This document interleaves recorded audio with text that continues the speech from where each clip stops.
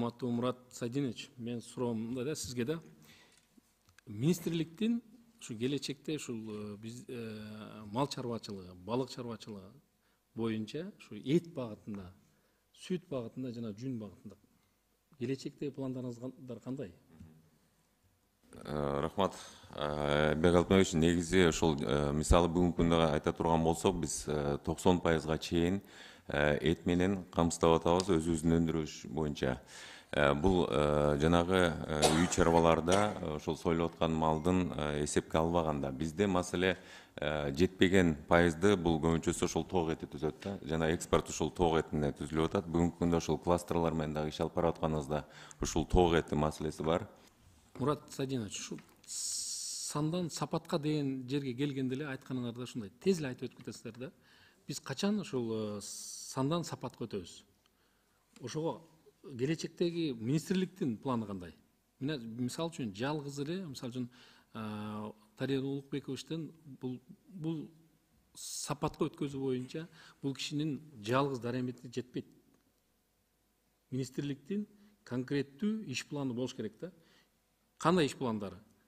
Субсидия барбы бүгүнкү күндө? Туура, менин үчүн кластерларды айтып аткан быйылкыга планыбыз ар бир кластерга миллиард сомдон кредит берүү. 17, азыр мен буга чейин айткандай 9 кластер боло турган болсо, азыр 7 кластер кошулуп атат. 17 кластерга 17 миллиард сом кароо. Эми ал бул сунуш, бул азырынча долбоор, бул бекилекте биздин алып барып аткан ишибиз эми бекигенден кийин ошол кредиттерди берүү. Бул сиздердин оюңуздар. Бул эми пландар быйылкыга сунушталган бюджеттен сурап аткан каражаттар. Мурат Сайдинович, мында да жалпы жогорку жакта да депутаттар айтып кетти да, сандан сапатка өтүү боюнча депчи. Сандан сапатка өтпөсөк, биз барып айыл чарбадагы мал чарбачылык жактарын биз келечекте бизден эч ким эт сатып албашы толук ыктымал болуп калышы мүмкүн. Эмне үчүн дегенде бүгүнкү күндө мал чарбачылык жагына жакшы көңүл бурулбай атат. Биринчиден, сиздер кредит деп атасыздар да. Кредит эмес, субсидия, бекер, малдын сапатын жакшыртыш үчүн колдоо мамлекет тарабынан болуш керек да. Бүгүнкү күндө ошол нерсе жок. Мисалы үчүн кошуна мамлекеттерди ала турган болсок, Казакстанда 50%га чейин субсидия бар. Асыл тукум малды алып келип багыш үчүн ал жерде, мына билесиздер, мурун кандай эле, азыр кандай ал жерде. Ошол эле Өзбекстанда дагы субсидия бар. Кошуналарды эле алайлы, башка жакта албайлы.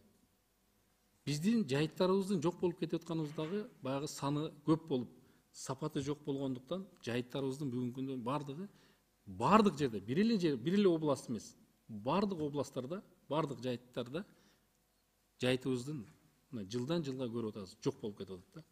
Ошоңо конкреттүү планды министрлик иштеп чыгыш керек. Конкреттүү план. Эгерде сиздер ошол мал чарба менен алектенгендерге, эгерде асыл тукум баягы аңгус уйларын, акбаш уйларын, жана ошондой эле жылкыларды, жана ошондой эле меринос койлорун жүн багытындагы, эт багытында арашан койлорун бага турган болсо, мамлекеттен кандайдыр бир жардам беришиңиздер керек да.